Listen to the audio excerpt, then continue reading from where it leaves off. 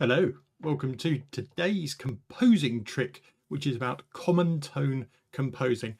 I'll play you an example that I've got here, and you can hear the result effect of common tone composing. So let's have a listen. This is a string example.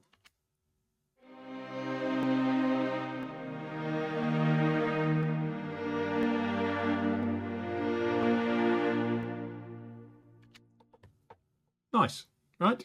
And really easy to do. Don't forget, if this is your sort of thing, like and subscribe, always appreciated.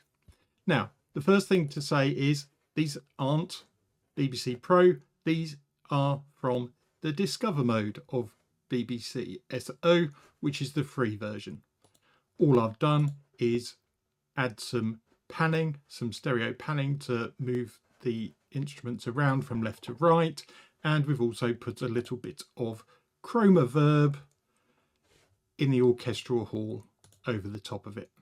So that's what brings it all together, gives it that sound, but it's a free library and it sounds great.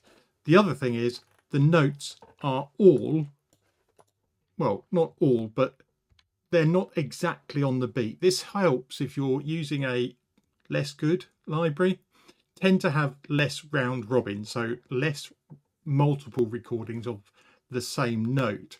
So if you can sort of space them out so they're not all exactly playing on the same beat, so don't quantize them and don't necessarily have them all playing dead on the same, otherwise it might sound a bit computerized and MIDI like. So that's another technique you can employ. So back to our common tone composing. This is all about keeping common tones when you change chords. Here you can see in the MIDI, if I highlight just the violin, 1, 2 and viola, you can see they are 3-note chords. That's the only note that changes when we go from the first to the second. That's the only note that changes there. And finally, we have that lower note. I better get myself out of the way so you can see that actually. So that's the lower note that changes there. Okay, so you can follow that as we play through again.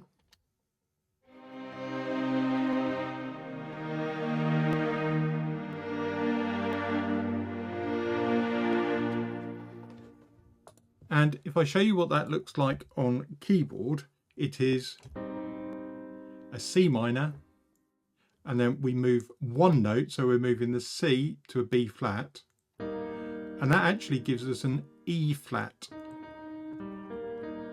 shape if we moved it there. Then we move one note again, so we're moving the E flat down to the G. That gives us a G minor. And then the last move is moving this lower note from the G to the F, which actually gives us a B flat.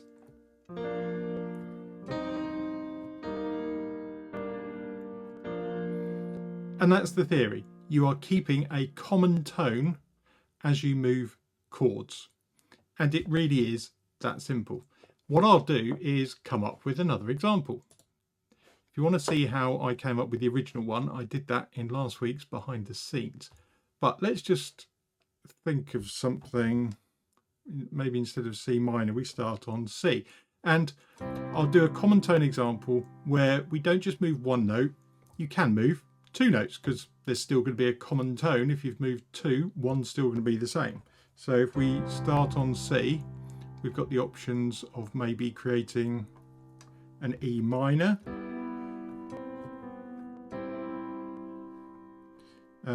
or an A minor if we move the lower note, or if we move 2 notes,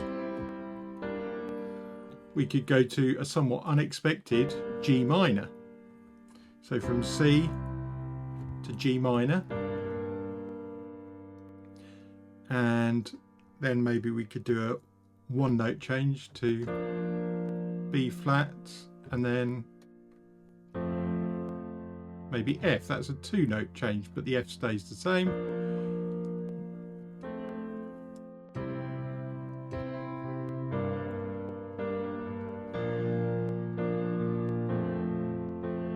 Now, you might be saying, what's your left hand doing?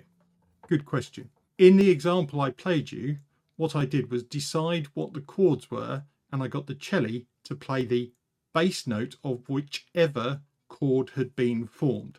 So when C minor in the example was formed, I was playing a C in the root, and then when I form that E flat, I played the E flat in the bass. Now, technically, you could go to E flat over B flat, if you like. So when it comes to adding the bass note, that's when you get a little bit more variation. So we've got the option of either changing one note, like we had in the example, or the one we're about to do, where we're going to move two notes at the same time. And what I'll do is I'll stick to the same formula and just use the bass note of whichever chord is formed. So we've got C major, so we'll put a C in the bass. Then we've got G minor, we'll put a G in the bass, B flat, F. Okay, so there are my chords. All I need to do now is record them in. So let's get this one out the way, put on the metronome and record in the top line. So for violin ones, I mean, you might need a bit of paper to work this out, but it's going to be E, G, F, F. So make sure you're in the right range.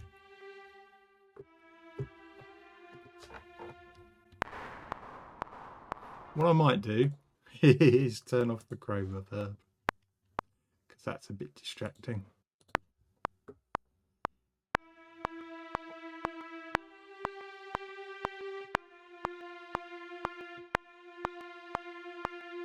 There you go, a bit of paper, violin 2.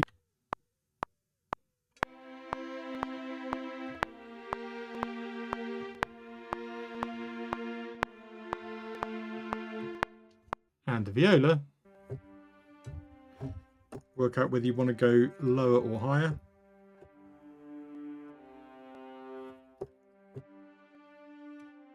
Let's try higher to start with.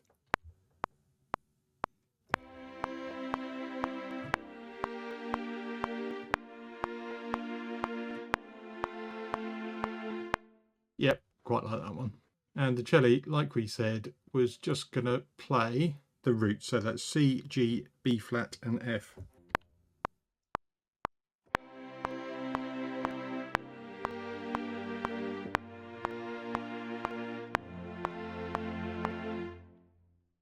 There you have it. So here you can see we've now got chords coming in.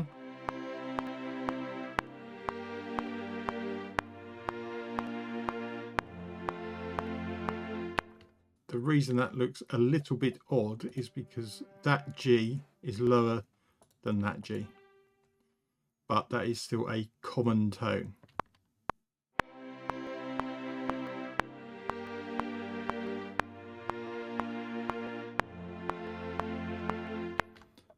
There you go. How to start using common tones in your composing. I hope you found that useful, because it's a really useful skill to practice. And you'll find if you're trying to just move one note of a chord to create another full chord, don't worry about the inversions you're going to end up with, because you will end up in a different inversion just by moving one note of a chord. If you want to then move on to moving two notes, that gives you even more scope, but you're still keeping a common tone. And then when you're using the bass, either stick to whichever chord's being formed or pick whichever one you like, really, to suit your taste. Speaking of taste, time for a cup of tea. Like and subscribe, always appreciated. See you in the next video. Bye for now.